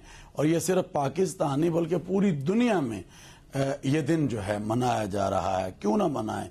अल्लाह ने अपने नबी सल्लल्लाहु अलैहि वसल्लम को लक़द मन्नल्लाहु अलल मुमिनीन इज़ बासा फ़ीहिम रसूला बना के भेजा। ए मोमिनो, तुम पर एहसान किया। अल्लाह ने एहसान क्या किया कि अपना प्यारा पैगंबर हज़रत मुहम्मदुर रसूलुल्लाह सल्लल्लाहु अलैहि वसल्लम हम में भेजे। मैं आज अल्लाह ताला का शुक्र अदा, हम सब को चाहिए कि हम अल्लाह ताला का शुक्र अदा करें कि हम में अल्लाह ने उम्मत मुहम्मदिया हज़रत मुहम्मदुर रसूलुल्लाह सल्लल्लाहु अलैहि वसल्लम की उम्मत में पैदा किया है। आज जितनी शानें, इज़्ज़तें, रिफ़्फ़तें, एज़ाज़, सब का सब कुछ अगर देखा जाए तो उन्हीं की वजह से अल्लाह ने हमें अता किया है। आज मैं समझता हूँ कि ज़रूरत इस बात की है कि हम अपनी अमली ज़िंदगियों में हज़ूर अकरम नबी मुहतशम सल्लल्लाहु अलैहि वसल्लम की सीरत को लेकर आएँ और सही मानों में अमल करें। वो कहते हैं ना, इन्नमल आमालु बिन्नियात, आमाल का दारो मदार नियतों पर है और वो अमल से ज़िंदगी बनती है। जन्नत भी जहन्नम भी ये खाकी अपनी फितरत में ना नूरी है ना नारी है। मैं ये समझता हूँ कि आएँ मिलकर हम एक दूसरे को मोहब्बत दें, अहूवत दें, भाईचारे की फ़ज़ा को कायम करें, वहदत की फ़ज़ा को कायम करें, जिस तरह के अल्लाह के नबी सल्लल्लाहु अलैहि वसल्लम और उनके सहाबा, उनके अहले बैत रज़वानुल्लाह अजमाइन ने हमें अता की थी। आज हमें चाहिए उसी किरदार को हम अदा करें। अच्छा मौलाना साहब, ये भी बताएं कि रसूल पाक की ज़िंदगी एक कामिल ज़िंदगी है और इसमें हर शख्स के लिए, हर सूरत हाल के लिए सबक मौजूद है। अब आवाम को ये लगता है कि हमारे हुक्मरान भी उसवा हसना पर अमल करें तो पाकिस्तानियों की ज़िंदगी बिल्कुल बदल सकती है। तो क्या तब्दीली लाएं हुक्मरान अपने तर्ज़ अमल में? आप क्या सजेस्ट करते हैं? सबसे टॉप 2-3 चीज़ें। मैं ये समझता हूँ कि आप अगर इस्लामी हुकूमतें या इस्लामी रसूल अकरम नबी मुहतशम सल्लल्लाहु अलैहि वसल्लम के बाद के जो आने वाले अदवार हैं उनको आप देखें, उनसे बहुत कुछ हम सीखते हैं। वो रियासत और रियासत तैयबा सल्लल्लाहु अलैहि वसल्लम जो अल्लाह के नबी ने बनाई और फिर वहाँ से जो निज़ाम चले और फिर उसके बाद जो आने वाले अदवार थे उनमें जो लोग आए उन्होंने दुनिया को एक अपना मॉडल दिखाया और दुनिया ने देखा कि फिर दुनिया के अंदर जैसे इस्लाम का झंडा लहराया गया। आज ज़रूरत इसी बात की है कि हम सरकार दो आलम सल्लल्लाहु अलैहि वसल्लम को अपनी अमली ज़िंदगी में, हम भी हुक्मरान भी, हम सब तबक़ात जो हैं अगर ले आएंगे तो मैं ये समझता हूँ कि जो मसाइल, जो चीज़ें, जो चैलेंजेस आज हमें दरपेश हैं उनसे हम निकल सकते हैं और हमें रास्ता मिल सकता है। अच्छा लामा साहब, बात हुक्मरानों की सर्टनली हम कर रहे हैं, लेकिन आज के दौर में हम अपनी आपसी मामलात देखें तो अंदरूनी इत्तेहाद भी नाम का नहीं रहा। तफरके हैं, सियासी लड़ाइयाँ हैं, मुसलमान दुनिया में कोई एक कौम नहीं है। सर्टनली गज़ा से कश्मीर तक यही देख रहे हैं। सो हम ये अज़्म भी कर सकते हैं कि हम इस तरफ पहला कदम तो उठाएं, कहाँ से शुरुआत की जाए? मैं ये समझता हूँ कि हमारे नबी रहमत थे। आप सल्लम ने माफ़ी को पसंद किया और आप जानते हैं कि मक्का छोड़कर कैसे गए, मदीना मुनव्वरा आपने हिजरत फरमाई और फिर एक वक़्त आया कि मक्का फतह हुआ और फिर मक्का के अंदर जब दाखिल हुए तो क्या मनाजिर थे। और फिर उसके बाद सहाबा कराम रज़वानुल्लाह अजमाइन कहने लगे अपने म्यानों से तलवारें निकाल करके आज हम बदला लेंगे। किन लोगों से? उन लोगों से जिन्होंने हम पर जुल्म, सितम, जबर और मजालिम ढाए थे। मगर जब रसूल अकरम नबी मोहतशम सल्लम को पता चला कि बाहर एक नारा लग रहा है, वो नारा है अल यौम यौमुल मलहमा, कि आज हम उन लोगों से इंतकाम लेंगे जिन्होंने हम पर जुल्म ज्यादती की थी। तो पैगम्बर आलम सल्लम बाहर आए और आपने आकर कहा कि आज का दिन इंतकाम का दिन नहीं है, आज का दिन बदले का दिन नहीं है, आज का दिन किसी के साथ ज्यादती का दिन नहीं है, बल्कि आज का दिन अल यौम यौमुल मलहमा का दिन नहीं है, बल्कि आज का दिन जो है अल यौम यौमुल मरहमा का दिन है, अल्लाह ताला की रहमत का दिन है, इंतकाम का दिन नहीं है। और मोहम्मद सल्लल्लाहु अलैहि वसल्लम, हज़रत मोहम्मद रसूलुल्लाह सल्लल्लाहु अलैहि वसल्लम ये ऐलान करते हैं कि जो मक्के में और अबू सुफियान के घर में आ गया उसके लिए माफ़ी का ऐलान है। अल्लाह के नबी सल्लल्लाहु अलैहि वसल्लम का फरमान है, आज हम यौम मना रहे हैं कि अल मुस्लिमु मन सलिम अल मुस्लिमून मिन लिसानिही व यदिही, कि फरमाया कि तुम में बेहतरीन मुसलमान वो है जिसके हाथ और ज़बान से दूसरा मुसलमान और एक जगह फरमाया दूसरा इंसान महफूज रहे। आज आप देखें कितने हालात हमारे वतन अजीज जिसको ला इलाहा इल्लल्लाह मुहम्मदुर रसूलुल्लाह सल्लल्लाहु अलैहि वसल्लम के नाम पर हासिल किया गया, आज इस मुल्क के हालात कितने, चैलेंजेस कितने हैं। और आज दुश्मन नहीं चाहता कि हमारे मुल्क में अमन हो, दुश्मन नहीं चाहता कि हमारे मुल्क में जो है आफियत रहे, दुश्मन नहीं चाहता कि इस मुल्क में यूनिटी और वहदत हो। दुश्मन का एक ही चाल और साजिश है कि किसी तरह इनके अंदर नफाक को डालें, किसी तरह हम इनके अंदर लड़ाई बड़ाई को डालें। नहीं, हमने अपने अल्लाह के अहकामात और नबी अकरम हज़रत मोहम्मदुर रसूलुल्लाह जिनका आज हम दिन मना रहे हैं, उनकी सीरत मुताहरा को सामने रखते हुए एक दूसरे का भाई बनना है, एक दूसरे से प्यार करना है। और अल्लाह के नबी ने फरमाया अल मोमिन अकुल मोमिन, मोमिन मोमिन का भाई है, मोमिन मोमिन का दुश्मन नहीं है। आए अपने आप को दुरुस्त करें, अपनी सिमत को दुरुस्त करें। बिल्कुल, बहुत खूब, अपने आप को दुरुस्त करें, अपनी सिमत को दुरुस्त करें। बहुत शुक्रिया आपका मौलाना साहब, हमारे साथ मौजूद थे मौलाना अबुल खबीर आज़ाद साहब, जो कि चेयरमैन भी हैं पाकिस्तान रुयत हिलाल कमेटी के। अभी हम ज़रा आगे बढ़ेंगे और थोड़ी सी डिसअपॉइंटमेंट की बात कर लेते हैं। डिसअपॉइंटिंग बात है, थोड़ी सी करेंगे, नहीं कर लेंगे। पता है क्या, एक चीज़ हमने इस टूर्नामेंट में वी डोंट हैव, हम हॉकी की शिकस्त की बात करेंगे जो हम सेमीफाइनल हार गए हैं अपना एशियन हॉकी चैंपियनशिप का, जिस पे हमें बड़ी उम्मीद थी। हमारे पास पेनल्टी कॉर्नर स्पेशलिस्ट नहीं है, क्योंकि इसी तरह हम हारे भी हैं, क्योंकि उसमें मेज़बान चाइना जो है उन्होंने पाकिस्तान को पेनल्टी शूट आउट पर सेमीफाइनल में 2-0 से शिकस्त दे दी।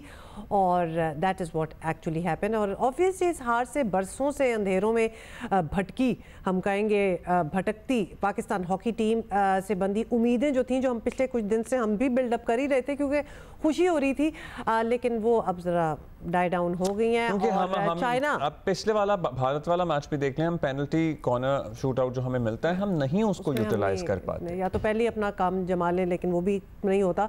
तो अब फाइनल में होगी जी चाइना और सिर्फ 4 महीने पहले यही team Azlan Shah hockey tournament का फाइनल खेली थी। हम अपनी बात कर रहे हैं और उस वक्त लगता था कि पाकिस्तान हॉकी अपने काबिल फ़ख्र माजी की तरफ चल निकली है, मगर अफसोस ऐसा नहीं था। अभी और इंतजार करना पड़ेगा। हॉकी माहिरीन इस शिकस्त को पाकिस्तान हॉकी फेडरेशन की नाकिस प्लानिंग, फेडरेशन की बेनज़मी, मुतनाज़ फ़ैसले, गैर मुल्की कोच की अचानक तब्दीली और अंदरूनी सियासत से जोड़ रहे हैं। और यही नहीं है, टूर्नामेंट से पहले हॉकी फेडरेशन और पाकिस्तान स्पोर्ट्स बोर्ड के दरमियान में फ़ंड्स के मामले पर इख्तलाफात की खबरें भी आती रही थीं और ये था वो माहौल जिसमें Pakistan team Asian hockey championship खेल रही थी। मतलब ये था वो माहौल जिसमें उन्होंने काफ़ी गेम्स भी की, काफ़ी सक्सेसेस भी ली। ठीक है, फाइन एंड में आके बट सेमीफाइनल तक तो एटलीस्ट पहुंचे, तो चैलेंजेस तो बहुत थे। सईद याह्या हुसैनी हमारे साथ मौजूद हैं, सीनियर स्पोर्ट्स जर्नलिस्ट हैं। याह्या, अब इंडिया की रैंकिंग तो हमसे सर्टनली बेहतर है, लेकिन चाइना से भी इस तरह से हार जाना, it is certainly a setback. क्योंकि पहले तो आप नहीं, याह्या से पहले हम ये पूछेंगे कि याह्या हम यहाँ तक पहुँच भी गए, कंसिडरिंग कि हमारे कितने चैलेंजेस हैं। पूरी फहरिस्त अभी हमने सुनाई है, गैर मुल्की कोच का भी एकदम से उसको चेंज कर देना, डिसऑर्गेनाइजेशन इन द कैंप, इसको देखा जाए तो मैं तो कहती हूँ सेमीफाइनल तक कैसे पहुँच गए। देखिए, बात दरअसल ये हुमा के सेमीफाइनल तक कैसे पहुंच गए, हैरान हैं आप। तो उसका जवाब बहुत आसान और बहुत सीधा सा है, और वो ये है कि ये जो एशियन चैंपियंस ट्रॉफी है, अगर इसमें आप पहली पोजीशन हासिल कर भी लेते, आप सेमीफाइनल तक पहुंच गए, तो आपकी रैंकिंग में कोई बदलाव नहीं आना, क्योंकि एशियन चैंपियंस ट्रॉफी का जो टूर्नामेंट है वो रैंकिंग टूर्नामेंट नहीं है। इस टूर्नामेंट में पहले लेकिन कॉन्फिडेंस में तो फर्क आता ना। देखिए, कॉन्फिडेंस में कैसे फर्क आएगा, आपके मसाइल बहुत ज्यादा है और आपका जो फोकस है वो दिखाई दे नहीं रहा है। और आप एशियन चैंपियंस ट्रॉफी के लिए जिस तरह खेलने के लिए गए हैं, आप स्पोर्ट्स बोर्ड और पाकिस्तान हॉकी फेडरेशन के मामला जिस तरह आया हुए, और आप कॉन्फिडेंस की बात कर रही हैं, आपका ना कोई कैंप लगता है और ना आप जो है वो अपने कोई डोमेस्टिक का इवेंट मुनक्किद करा रहे हैं, तो आप कैसे ये उम्मीद कर सकते हैं कि पाकिस्तान हॉकी जो है वो हैरान कर देगी, पाकिस्तान हॉकी जो है वो परेशान कर देगी। पानी का बुलबुला है पाकिस्तान हॉकी, सिर्फ अब एक क्योंकि पाकिस्तान का कौमी खेल है, लेकिन ना सिर्फ हुकूमत इस जानिब तवज्जो देने के लिए तैयार है, ना फेडरेशन के लोग संजीदगी दिखा रहे हैं, और हॉकी के जो खिलाड़ी हैं उनके साथ तो मैं ये कहूँ कि जितनी हमदर्दी की जाए वो कम है। और आप ये जानना चाहती हैं कि पाकिस्तान हॉकी टीम जो है वो कैसे सेमीफाइनल तक पहुंच गई इन नामसाइल हालात में।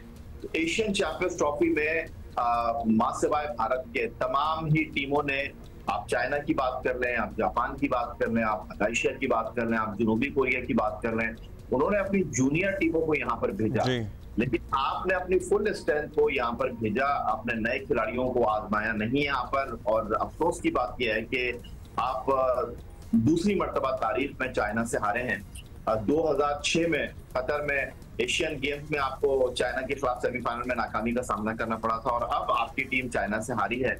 और अफसोस इस बात का है कि आप उस टूर्नामेंट में हारे हैं जिसमें आपने चाइना को लीग मैच में 1 के मुकाबले में 5 गोल से शिकस्त दी थी, लेकिन कल और रैंकिंग भी हमारी बेहतर है और उम्मीद भी हमें यही थी कि हम जीत जाएंगे ये मैच। वैसे मैच पे अगर नज़र डालें तो हुआ क्या, एक तो हमारा मसला है और बड़े अरसे से कि we don't have penalty corner specialist, और भारत की यही स्ट्रेंथ है, हमें जो भी मौके मिले हैं इवन ड्यूरिंग द टूर्नामेंट हम नहीं कैपिटलाइज कर पाते। हालांकि हम वो हैं जहां माजी में सुहेल अब्बास होते थे हमारे पास, हमारी तो खासियत थी ये। अब बिल्कुल ही कुछ ना होना, मतलब एक वैक्यूम, एक वॉइड है। जी बिल्कुल, आपने ठीक कहा। कल सेकंड क्वार्टर में हमने 4 पेनल्टी कॉर्नर जो है वो मिस किए, और उसके बाद अब पेनल्टी शूट आउट जो है, एक जमाना अगर आपको याद हो कि पेनल्टी शूट आउट में जो है वो गोलकीपर और सिर्फ खिलाड़ी का मुकाबला हुआ करता था, गेंद को वो रखता था और फिर उसके बाद वो डिसाइड करता कि राइट पे थ्रो करना है या लेफ्ट पे। लेकिन अब ये मामला चेंज हो गया, अब आप जो है गेंद को लेकर ड्रिबलिंग करते हुए आते हैं और फिर आपको डॉज देना होता है। हमने कल 4 पेनल्टी शूट आउट मिस कर दिए, चाइना ने 2 को अवेल किया, और ये पहली दफा हमारे साथ हुआ नहीं है। हमारा एक मसला रहा है पेनल्टी शूट आउट, हमारी तैयारी नहीं है। इससे पहले भी हम एक अहम टूर्नामेंट में हार चुके हैं, और यहाँ पर हम ताहिर जमान को बहैसियत कोच लेकर आए हैं, लेकिन आप उनको कैसे मौरद इल्जाम करा सकते हैं? यहाँ पर कोई प्लानिंग है न, यहाँ पर कोई आप चीजों को लेकर चल रहे हैं। आप अगर इस बात पे खुश हो रहे हैं कि आप जो है वो सेमीफाइनल तक पहुंच गए हैं, तो अफसोस के साथ मुझे कहना पड़ता है कि यहाँ पर कमजोर टीमों के साथ आपका मुकाबला था, आप अपनी फुल स्ट्रेंथ के साथ गए थे और यहाँ तक आप पहुंचे हैं। लेकिन मैं ये जानना चाहता हूँ, मैं ये देखना चाहता हूँ कि पाकिस्तान हॉकी फेडरेशन के मामला कब ठीक होंगे, क्योंकि पाकिस्तान हॉकी फेडरेशन जो है वो सिर्फ ऐसा लगता है कि एक ओहदों का खेल बना हुआ है और यहाँ पर एक म्यूजिकल चेयर चल रहा है, लोग यहाँ पर सिर्फ आकर बैठना चाहते हैं, काम कोई नहीं करना चाहते। अच्छा Yahya, patron in chief hockey के just like cricket prime minister हैं हमारे, हम ज़रा कंफ्यूज्ड हैं कि उनको अपनी कोई अहमियत इसमें और ऑब्वियसली कोई प्रेशर देना चाहिए ताकि चीज़ें बेहतर हों, या फिर हमने पास्ट में देखा है कि ऐसी इन्वॉल्वमेंट्स जो होती हैं वो बिल्कुल काम नहीं करती। तो इसको किस तरह देखेंगे कि प्राइम मिनिस्टर का, क्योंकि कुछ ना कुछ क्रिकेट पे तो बात हो ही जाती है, हॉकी पे तो याद भी नहीं रहता कि इसको हेड कौन कर रहा है, मतलब इन सेंस अगर कोई कुछ करना चाहे तो वो भी एक एवेन्यू है। बिल्कुल आपने ठीक कहा, एक जमाना था ब्रिगेडियर आतिफ ने पाकिस्तान हॉकी को जिस तरह बैनुल-अक़वामी दुनिया में रोशनास कराया, बैनुल-अक़वामी हॉकी में एयर मार्शल नूर खान, अल्लाह ताला उनको जन्नत नसीब करे, जिस तरह पाकिस्तान हॉकी के लिए माजी में उन्होंने काम किया, लेकिन अब ऐसे लोग पाकिस्तान हॉकी में आपको दिखाई दे नहीं रहे। मैं एक छोटी सी मिसाल आपको दूंगा, अभी जो स्पोर्ट्स बोर्ड ने इस एशियन चैंपियंस ट्रॉफी से पहले कुछ चीजों को अनवील किया और उसको देखकर आप हैरान रह जाएंगे कि पाकिस्तान हॉकी फेडरेशन जो है वो स्पोर्ट्स बोर्ड से खिलाड़ियों के नाम पर डेली अलाउंस के नाम पर $150 या $200 लेती है कि जी इनको डेली अलाउंस के नाम पर दिए जाएंगे। लेकिन आपके लिए बड़ी हैरानकुन बात होगी कि इन खिलाड़ियों को जिनके नाम पर आप $150 से $200 Pakistan hockey federation sports board से लेती है, खिलाड़ियों को जो है वो $20,000 रुपए दिए जाते हैं। अगर $200 की आप बात करें तो ये 60,000 पाकिस्तानी रुपए बनते हैं और आप 20,000 रुपए दे रहे हैं और 40,000 रुपए कहाँ जा रहे हैं। इसके बरक्स पाकिस्तान हॉकी फेडरेशन के जो सेक्रेटरी हैं और पाकिस्तान हॉकी फेडरेशन के जो सदर हैं, इन नामसाइल हालात में जहां आप रोते रहते हैं कि जी पाकिस्तान हॉकी के पास पैसे नहीं है, वो अगर गैर मुल्की दौरा करें तो उनका डेली अलाउंस जो है वो $600 है। आप बताइए कि आप अगर खिलाड़ियों के साथ ये करेंगे, और फिर दूसरा जो सितम ज़रीफी है वो ये है कि आप उनके नाम पर तो स्पोर्ट बोर्ड से पैसे ले रहे हैं, लेकिन आप उनको ऑफ डे पर वो पैसे भी नहीं दे रहे। अब आप मुझे बताइए कि खिलाड़ी कैसे, तो क्या ये डील करते हैं कि मतलब हम आपको 20 ही देंगे, आपको 60 नहीं देंगे, आपने और वो मान जाते हैं इस बात पे, चूंकि हम आपको खिला रहे हैं इसलिए आप आ जाएं। अब्दुल्ला, मैं यही तो जानने की और समझने की कोशिश कर रहा हूँ कि आपके नाम पर पैसे लिए जा रहे हैं और आपको दिए जो है वो रुपीस में जा रहे हैं, नाम पे आपके जो है वो डॉलर में पैसे लिए जा रहे हैं।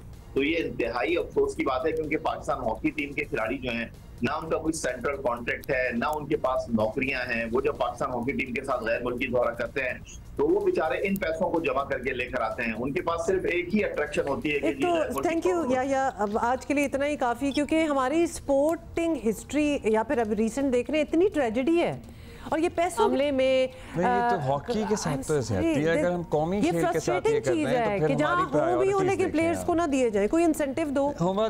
कोई भी खेल हो, मैं कहता हूँ हॉकी नेशनल स्पोर्ट पे तो आपकी फोकस होनी ही चाहिए ना। मतलब आज भी अगर 2024 में भी वही रोना है जो इससे पहले 15 साल से चल रहा है, तो नई तैयारी हो रही हो ना कि हम कोशिश कर रहे हैं कि इस फील्ड में भी हम थे, माजी में हम इसी फील्ड में हॉकी में ही थे। अच्छा, बात हमने करनी है, बड़ी पेनफुल बात है, people who go through it would understand the pain of it, कि हमारी कराची जो कि जिसको मिनी पाकिस्तान कहा जाता है मुल्क में, हमारी सड़कों का क्या हाल है। मतलब the cosmopolitan city of Karachi which is huge, और आप एक्सपेक्टेशन तो यही होगी कि इसमें बड़ी इन्वेस्टमेंट होती होगी, बड़ा अच्छा हाल होगा, bits and pieces in pockets अच्छा हाल भी होगा, लेकिन ओवरऑल अगर आप हमारी सड़कें देखें तो इट्स अ ट्रेजेडी।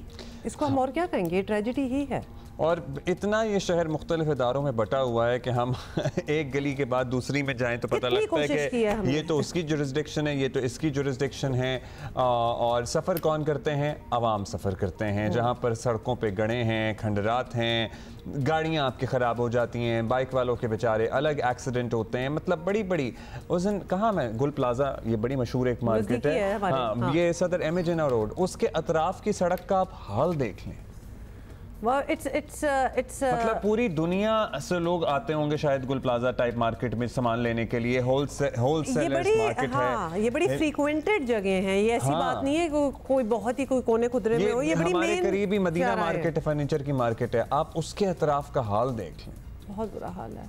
तो इसलिए हम बार बार इस टॉपिक पे आ जाते हैं कि इसको क्यों नहीं ठीक किया जाता। और दीज आर द मेन, हम तो बहुत दूर दराज अंदरून भी नहीं गए, ये तो मेन शहराएँ हैं, इनको तो बेहतर होना चाहिए। और नौबत बाय द वे यहाँ तक आ पहुँची है कि वर्ल्ड कप विनर साबिक कप्तान यूनुस खान ने भी कराची के इंफ्रास्ट्रक्चर का नोहा पर डाला है, यही हम कहेंगे। और वो कहने पर मजबूर हो गए हैं कि कराची जो है वो मोहनजोदाड़ो बन चुका है। सोचें क्या कहा है, देखें। अब कराची देखें, कराची में मुझे बात को लगता है जैसे मैं मोहनजोदड़ो में रह रहा हूँ, हमें ऐसा नहीं करना चाहिए। देखिए बात असल में ये है कि कराची की मैंने तो जब मैं आया हूँ तो 79-80 का कराची देखा है मैंने, और जब मैं फर्स्ट टाइम आया तो मुझे वाकई में ये रोशनी का शहर लगा था। उसको रोशनी का शहर आज भी है, लेकिन मैं ये देखता हूँ देखिए यहाँ पे इंफ्रास्ट्रक्चर पे बिल्कुल भी ध्यान नहीं देता। इंफ्रास्ट्रक्चर बहुत अच्छा होना चाहिए। कराची को मैं आज जो देख रहा हूँ, ये कराची मैंने ऐसे बिल्कुल नहीं देखा। सो ये है सूरत हाल। लैंड कंट्रोल का इशू भी सर्टनली है। सड़कों की मरम्मत में रुकावट का बायस मरकजी इशू बना हुआ है। सड़कों की देखभाल की जिम्मेदारियां तो जो मटीरियल बह जाती है बारिश में। बल्दिया उसमें कराची के हैं। अंदरूनी गलियों की जिम्मेदारी टाउन्स इंतजामिया के पास है। कुछ सड़कों की जिम्मेदारी KD अथॉरिटी पे है, कुछ की CD, मतलब कौन कहाँ का फलाना 13 है मेरा ख्याल है, 13-14 हैं जो अथॉरिटीज हैं फिर इस शहर में। जी मेयर उस दिन आए हुए थे और बल्कि हम जब उनसे भी बात कर रहे थे तो उन्होंने भी हमें याद दिला दिया कि जिस पर्टिकुलर जगह की आप बात कर रहे हैं वो तो अथॉरिटी नहीं है, उसकी तो कुछ और है। तो हम कंफ्यूज हो जाते हैं कि भाई किसको। फिर कंटोनमेंट बोर्ड्स इसके अलावा हैं, DHA की अलग सूरत हाल है। So it's a chaos. Sindh के वज़ीर इत्तलात शर्जील इनाम मेमन साहब हमारे साथ मौजूद हैं, उनसे बात करेंगे। और साथ ही तारिक मोइन सिद्दीकी हमारे ब्यूरो चीफ जियो न्यूज़ कराची भी हमारे साथ मौजूद होंगे। शर्जील साहब, ये आपने सुना यूनुस खान साहब की गुफ्तगू अभी हमने सुनाई है। यूनुस खान ज़ाहिर है फ़ख्रे पाकिस्तान हैं, वर्ल्ड कप जीता है इन्होंने पाकिस्तान के लिए T20 का। अब वो कह रहे हैं कि जब मैं आया था तो हमें लगता था रोशनियों का शहर है, लेकिन अब जो उन्होंने अल्फाज इस्तेमाल किए मोहनजोदाड़ो के वो भी आपने सुन लिए होंगे। व्हाट वुड यू से ऑन दिस? मैं माजरत के साथ बहुत अच्छे क्रिकेटर यूनुस खान साहब, लेकिन इनकी इस बात से मैं इत्तेफाक नहीं करता। ठीक है, कराची में चैलेंजेस हैं, चैलेंजेस पहले थे, लेकिन काफ़ी चैलेंजेस को हुकूमत सिंध ने बखूबी उसको जो है टैकल किया है। और अभी भी अगर इंफ्रास्ट्रक्चर कहीं पे चैलेंजेस हैं तो उसको डील किया जा रहा है।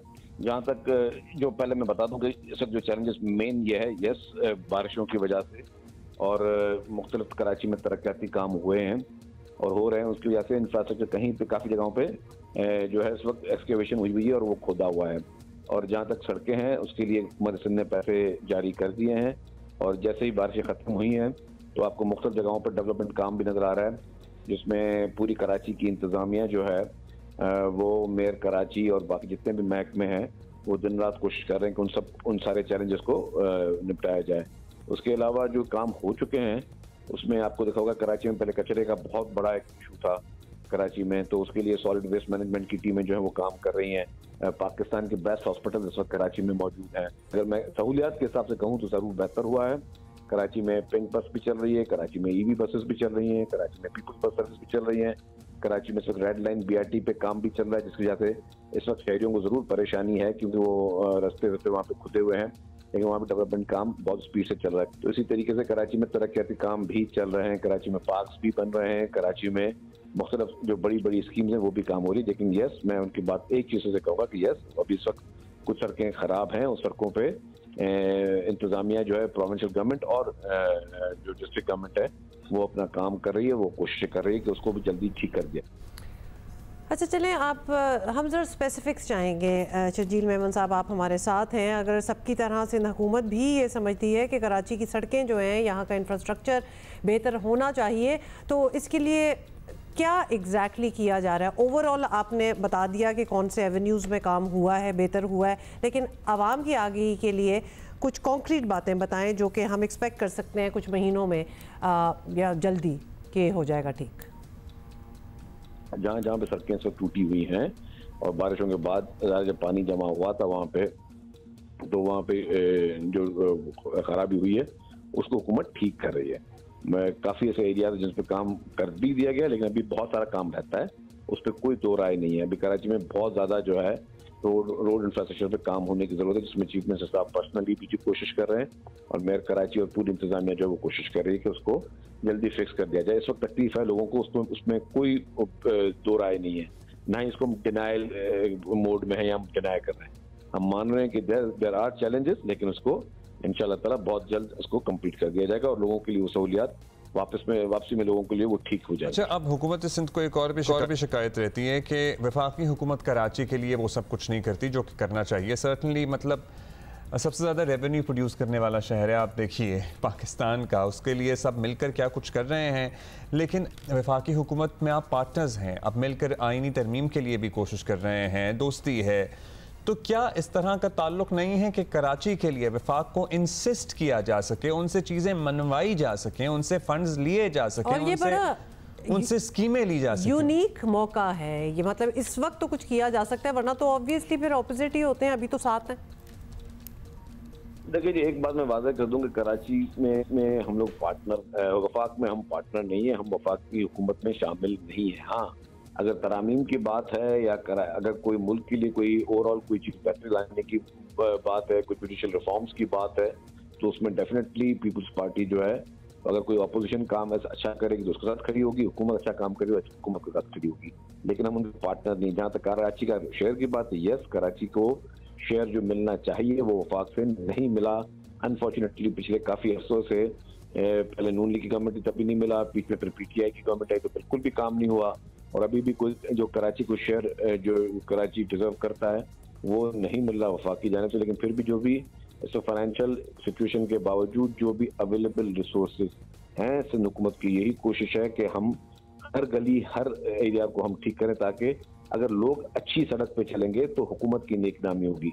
अगर लोग अच्छे किसी किस्म के नेटवर्क को देखेंगे, अगर लोगों को बेहतर से बेहतर सहूलियात मिलेंगी तो लोग हमें दुआएं देंगे, हमारी जो है वो हमें लोग बैक स्टेपिंग नहीं करेंगे। लेकिन अब जाहिर है जहाँ पे चैलेंजेस हैं तो लोग जो है वो बुरा भला कहते हैं, और हम लोग उसको बुरा नहीं मानते, क्योंकि लोगों का हक है हम पे तनकीद करना, और हम लोग तनकीद बर्दाश्त भी करते हैं। लेकिन ये एक मैं आपको बता दूं बिल्कुल प्रायोरिटी के साथ कि गवर्नमेंट की प्रायोरिटी ये है कि गवर्नमेंट चाहती है कि तमाम सड़कें ठीक हो जाएं, तमाम इलाके बेहतर हो जाए, ताकि लोगों को बेहतर सफरी सहूलियात भी मुयसर हों। शुक्रिया, बहुत शुक्रिया हम बात करने का। और आप कह रहे हैं कि शेयर जो है वफाक की जानिब से मिलना चाहिए, वो भी नहीं मिला, लेकिन we are trying to understand कि क्या वो रीज़न है एक बहुत बड़ा, ऑल्दो फिर भी रिलेशंस इस वक्त ऐसे ज़रूर हैं कि ये बातचीत हो सकती है कि कुछ बेहतरी की जाए। और क्या रीजंस हैं और क्या चैलेंजेस हैं? तारिक सिद्दीकी हमारे साथ है। तारिक, हम बड़े हर्ट से हो गए हैं क्योंकि हम तो कराची में रहते हैं, कराची को अपना शहर समझते हैं, और फिर यूनुस खान साहब जिनको हम इतनी इज्जत देते हैं और उनका ये कहना वो भी कराची के हैं, और हम हर्ट इस तरह भी नहीं हो सकते क्योंकि वो सही भी कह रहे हैं इन सेंस। वो कहते हैं कराची जो है वो अब मुझे दाड़ो लगना स्टार्ट हो गया है। आपकी वजह, आप क्या रीजनिंग देंगे? जब कोई आता है कराची में, पहली चीज़ जो नज़र आती है उसको वाकई लगता होगा कि हम ये इस शहर को तो बड़ी चीज़ होना चाहिए था और ये उसके नज़दीक भी नहीं है।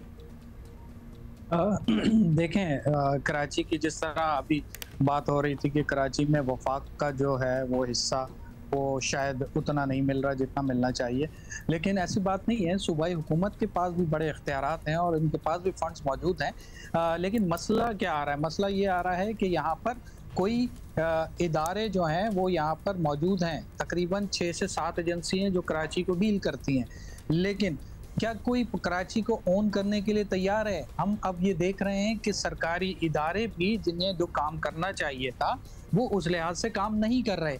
कराची में 25 टाउन्स हैं, 25 टाउन्स में जो सड़कें आती हैं वो टाउन इंतजामिया ने बनानी है, कुछ केडीए ने बनानी है, कुछ केएमसी के पास हैं।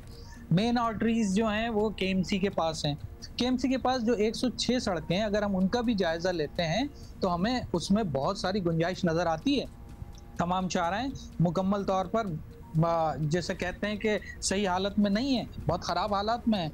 इसके साथ ही हम दूसरी तरफ ये देखते हैं कि जो टाउन म्यूनसिपल इंतज़ामिया है वो उनको आए हुए अभी जितना भी अरसा हुआ है वो ये कहते हैं हमारे पास फंड्स नहीं है, लेकिन हम ये देख रहे हैं कि वहाँ पर भी थोड़ा बहुत वो अब उन्होंने काम करना शुरू किया है। जब मेयर साहब ने ये कहा कि ये मेरी ही जिम्मेदारी नहीं है, बाकी इदारों की भी जिम्मेदारी है। ठीक है, मेयर सही कहते हैं, लेकिन एक हद जो मुकर्रर है, कम से कम मेयर के जो अंडर में आती हैं वो सड़कें भी सही होनी चाहिए। जो टाउन म्यूनसिपल इंतजामिया के पास आती हैं सड़कें, उनके लिए अगर फंड्स वफाकी या सूबाई हुकूमत को प्रोवाइड करना है तो सूबाई हुकूमत को उनको फंड्स प्रोवाइड करने चाहिए। मेयर कराची की अगर रिस्पॉन्सिबिलिटी है कि वो टाउन म्यूनसिपल कॉर्पोरेशन के लिए कोई अपनी आवाज़ उठा सकते हैं, उनको फंड्स दिला सकते हैं, तो वो अपना काम करना चाहिए उनको, सर्टनली काम करना चाहिए। अच्छा, ये वैसे कितना बटा हुआ ये शहर जहाँ इख्तियारात की बात करें, कोई कितनी एजेंसीज़ हैं जो काम कर रही हैं, फिर कंटोनमेंट बोर्ड्स भी हैं, फिर और भी इदारे हैं? जैसे मतलब हमें ये नहीं समझ आता, हम जब कराची आए और सालों पहले आए, मतलब 10 साल तो अब हमें ही आए हुए हो गए, और हम जब पाकिस्तान के सबसे बड़े चैनल के दफ्तर के बाहर ही आके रुके तो हमने कहा अरे ये क्या, यहाँ तो गटर भी बह रहा है और सड़क भी उखड़ी हुई है और गली भी टूटी हुई है, और अभी तक यही कहते हैं। वो 10 साल से आज तक यही हाल है। जी, असल में कंटोनमेंट बोर्ड्स भी हैं यहाँ पर, केपीटी का एरिया भी है। इसके अलावा हम देखते हैं कि जो सिटी गवर्नमेंट के पास एरियाज हैं वो भी मौजूद हैं, और अब फर्दर जो हम इसकी और मज़ीद तकसीम में जाते हैं, हम ये देखते हैं टाउन म्यूनसिपल कॉरपोरेशंस बन चुकी हैं अब, तो उनके पास भी अब वो एरियाज मौजूद हैं। मतलब डिस्ट्रिक्ट वाइज भी अगर हम देखें तो 25 टाउन है, 25 टाउन की इंतज़ामिया अब बल्दियाती जो इंतखाबात हैं उसके बाद वो भी तश्कील पा चुकी है। लेकिन क्या उनके पास वो रिसोर्सेज हैं? क्योंकि बल्दियाती निज़ाम तो आपने दे दिया, लेकिन क्या उनको मुकम्मल इख्तियारात और फंड फराम किए गए, ये भी देखने की बात है। क्योंकि जो शिकायत आ रही हैं वो ये आ रही हैं कि हमें फंड्स प्रोवाइड नहीं किए जा रहे, तो हम सड़क कहाँ से बना सकते हैं? हम तो गलियों के छोटे मोटे काम बड़ी मुश्किल से करा रहे हैं। अच्छा, वज़ीर आला सिंध ने इस बात का इकरार किया कि सड़कों की हालत ख़राब है, उन्होंने निशानदेही भी की है और मेयर कराची को हिदायत की है कि जो सेवरेज की लाइनें हैं उन्हें ठीक कराया जाए, उनकी वजह से सड़कें बहुत ख़राब हैं। लेकिन ये सिर्फ बारिश से ख़राब नहीं हुई हैं सड़कें, इससे पहले सड़कें ख़राब थी। हम इसके ऊपर कई मरतबा रिपोर्ट कर चुके हैं और ये बता चुके हैं कि बारिशों के बाद इनका बहुत बुरा हाल होगा, जो अब सूरत हाल नजर आ रही है हमें। तारिक, तो फिर एक और चीज़, एक बात बताएं, जब बल्दियाती इलेक्शंस होते हैं तो जो इंटेंसिटी होती है इलेक्शंस की, लगता है कि जनरल इलेक्शंस हो रहे हैं कोई कराची में, मतलब ऐसी लड़ाइयाँ हो रही होती हैं and everybody wants to win, इख्तियारात हैं नहीं, तो बनना क्यों, आप उस पोजीशन पे क्यों आना चाहते हैं? हमारा ये सवाल हमेशा ये रहता है। या तो पहले कंसेंसस हो कि क्या क्या इख्तियारात होंगे, जब हम बन जाएंगे तो हम क्या कर सकते हैं क्या नहीं कर सकते, पहले तो उस पर पूरी एक ऑलमोस्ट जंग लड़नी चाहिए, उसके बाद आप अपने कैंपेनिंग करें और बल्दियाती इंतखाब के लिए। तो ये भी हमें समझाएं कि ऐसा क्यों है। देखें, बल्दियाती निज़ाम बन गया, बल्दियाती इंतखाबात हो गए, लेकिन जो उसके अंदर पूरे निज़ाम के अंदर उनको जो इख्तियारात दिए गए हैं, जो उनको फंड्स, और जो उनकी सबसे ज़्यादा ये है कि उनकी जो माली अखराजात हैं और जो उनकी डिमांड्स हैं, क्या वो पूरी हुई हैं कानून के मुताबिक? उन्हें उस तरह से फंड्स और वो सारी चीज़ें करने के लिए इजाज़त दी गई है? अब ये पता चला है कि जी इनके पास ये महकमे दे दिए गए हैं, इसका टैक्स जो है अब टाउन म्यूनसिपल कमेटीज़ लेंगी। लेकिन हम देखें माजी के अंदर, अगर आप देखें तो माजी में ऐसा हुआ है कि तमाम इदारों को एक टेबल पर बिठाया गया है और उनसे ये फैसला कराया गया है कि ये डेवलपमेंट के काम है और कराची की जो डेवलपमेंट है आप सबकी जिम्मेदारी है। तो तमाम इदारों ने उसे, ये जो केएमसी के टेंडर वगैरह, मुर्तज़ा वहाब साहब भी हमारे पास आए थे, कह रहे थे कि अब सड़कों की बहाली का काम शुरू हो जाएगा और मैं ये भी देखूंगा कि जो पहले सड़कें बनी थी और वो बारिशों में बह गई, वो क्यों बह गई, और जिम्मेदारों का तयन भी होगा और टेंडर्स भी होंगे, और वो हो गए टेंडर वगैरह। नई सड़कें जो रिपेयर का काम होना है, सारा काम कब से शुरू होगा? जी हाँ, देखें, कुछ हम देख रहे हैं कि रिपेयर्स का काम शुरू हो गया है और कुछ जगहों की रिपेयरिंग हो भी गई है, मरम्मत कर दी गई है। इसके अलावा कुछ टेंडर्स भी हमने देखे हैं कि टेंडर्स भी दिए गए हैं।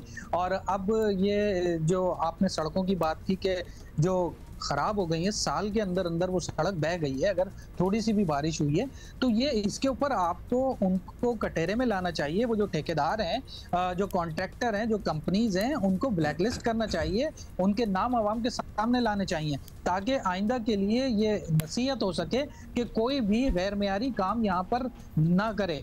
क्योंकि ये इससे लगता है कि इस मामले के अंदर चोरी की गई है। जो सड़कें बनी हैं उनके ऊपर जो फंड्स दिए गए थे गवर्नमेंट के वो पूरे नहीं लगे। अगर वो नहीं लगे तो कहाँ गए, इस पर भी पूरी इन्वेस्टिगेट होना चाहिए। बहुत शुक्रिया आपका तारिक मुंशी। वही जनूबी अफ्रीका वेमेन ने पाकिस्तान वेमेन को पहले T20 मैच में 10 रन से शिकस्त दे दी है। जनूबी अफ्रीका अच्छा खेला और 132 रन के हदफ के ताक़ुब में कौमी टीम 122 रन हार्ड लक हुई है। वैसे देखिए सबसे अच्छी चीज़ है कि ये एक तो हम देख रहे थे टीवी पे मैचेस हमें हमारी वेमेन को मिल रही हैं, बाकी मुल्कों की टीम जो है वो पाकिस्तान आ रही हैं। दूसरा ये आप स्कोर देख रहे हैं कि क्या बनाया हमने, उनको रोका इस पे, ये भी बहुत बड़ी बात है। माना कि हम 10 रन से हार गए लेकिन एटलीस्ट उनको भी रिस्ट्रिक्ट किया कि वो इससे ज़्यादा ना बना सकें। और हमारी कैप्टन जो हैं she remained undefeated, captain Fatima Sana. और इंटरेस्टिंग बात इसमें ये भी थी अब्दुल्ला इस मैच में कि अंपायरिंग कर रही थी सलीमा इम्तियाज़, जिनको बड़ा रीसेंट ऑनर मिला है and she has become the first Pakistani female to join ICC international panel of umpires. तो ये बड़ी ज़बरदस्त बात है। और आपको पता है ना कि सलीमा इम्तियाज़ कौन है? हमारी क्रिकेटर कायनात इम्तियाज़ की मदर। हम उनसे मिले थे ना उस दिन, याद है आपको? एट एन इवेंट एग्जैक्टली, हमारे पास शो पे भी आई हुई हैं। सो हमें बड़ी खुशी होती है। रियाज ने 52 रन बनाए, उनकी बड़ी ज़बरदस्त परफॉर्मेंस रही है। फातिमा सना साहिबा का आपने जिक्र कर दिया, वंडरफुल जी, लेकिन दोनों की बेहतरीन परफॉर्मेंस भी टीम को फतह आप नहीं करा सकी। और ये 3 मैचेस की सीरीज है जिसमें 1-0 की बढ़तरी मेहमान टीम बड़े को वैसे चौके छक्के चले, it was quite a match to watch. अच्छा जी, दूसरा ये आप सोच रहे होंगे चैंपियंस ट्रॉफी का क्या हुआ, तो आज कोई ऑब्वियसली आज तो छुट्टी है कि कोई नहीं है चैंपियंस कप। चलो ट्रॉफी भी तो मिल ही जाएगी ना उसमें। तो उसमें जी डॉल्फिन्स और मार्कोर्स का होगा कल मैच। आज छुट्टी मार्कोर्स जीत जाएंगे क्योंकि उन्होंने अपना नाम बदला और जीत रहे हैं। पता है कौन जीतेगा? जो टॉस जीतेगा और जो पहले खेलेगा। तो अभी हमने वो प्रेसिडेंट भी वहाँ देख ही लिया है फैसलाबाद में कि जो पहले बैटिंग कर रहा होता है वो जीत ही जाता है। अच्छा जी, that is it and inshallah we're going to see you tomorrow. Bye.